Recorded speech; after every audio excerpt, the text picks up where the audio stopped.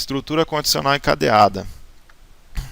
A estrutura condicional encadeada permite executar um ou mais comandos contidos em uma sequência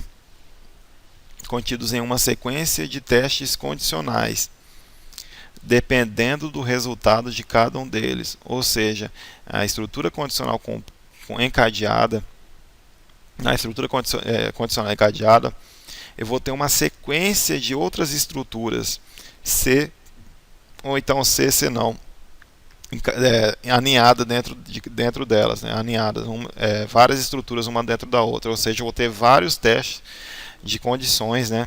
Várias condições a ser testadas, e dependendo do teste dessas condições, eu vou estar executando o comando.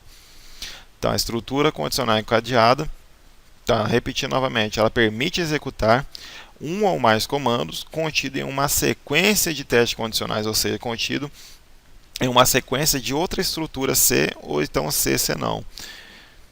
Então, é possível compor estrutura C não formando uma estrutura encadeada. Então, a estrutura encadeada ela é formada, né, pelo alinhamento dessas estruturas aqui, C não. Então, aqui nós temos um exemplo. Nós temos uma situação nesse programa aqui. A gente precisa verificar a idade de uma pessoa e também verificar se ela possui habilitação, né? Se ela possui carteira de motorista. Então, se a gente tem a seguinte condição, né? Que a pessoa só pode dirigir, ela pode ter habilitação a partir de 18 anos de idade. Então, a gente vai estar, como a gente tem mais de duas condições, né, que a gente primeiramente tem que verificar a idade dele e depois verificar também, caso ele seja verdadeiro, a gente verificar se ele também possui habilitação. Então, nesse tipo de situação, a gente vai estar utilizando a estrutura condicional encadeada. Então, iniciamos o algoritmo declarando nossas variáveis, idade do tipo inteiro e resposta do tipo literal. Então, solicitamos no início dele que ele forneça a sua idade.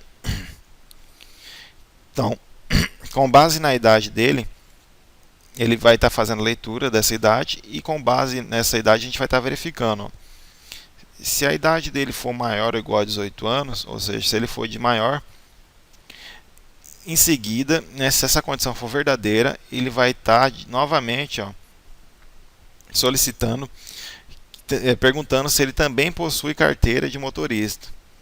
Então, se ele for maior de 18 aqui, eu vou solicitar, né, perguntar se ele possui carteira de motorista e com base nessa resposta dele, eu vou estar fazendo outra verificação.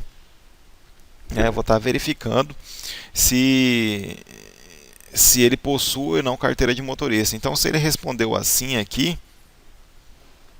ele vai estar verificando aqui. Se a resposta for igual assim, né, se ele possui carteira de motorista, então ele vai mostrar uma mensagem para mim. Então ele vai falar, você é de maior e pode dirigir.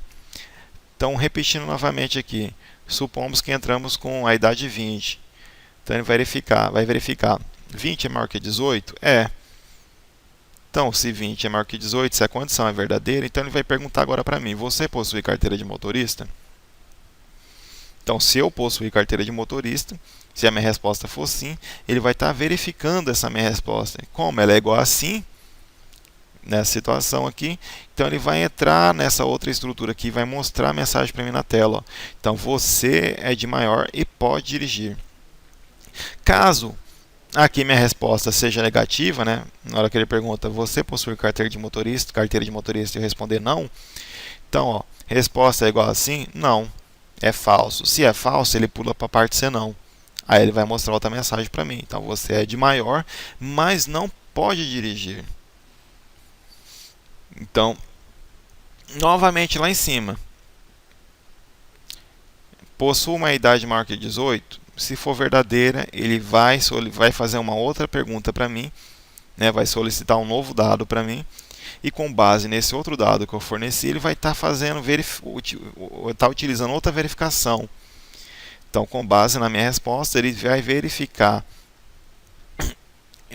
essa minha resposta, e se ela for verdadeira, se essa condição minha for verdadeira, ele permite a entrada no bloco C. Se não, ele executa a segunda parte, que é o senão. Então, né, nesse tipo de situação, quando a gente tem várias condições a serem testadas, né, a gente utiliza a estrutura condicional encadeada.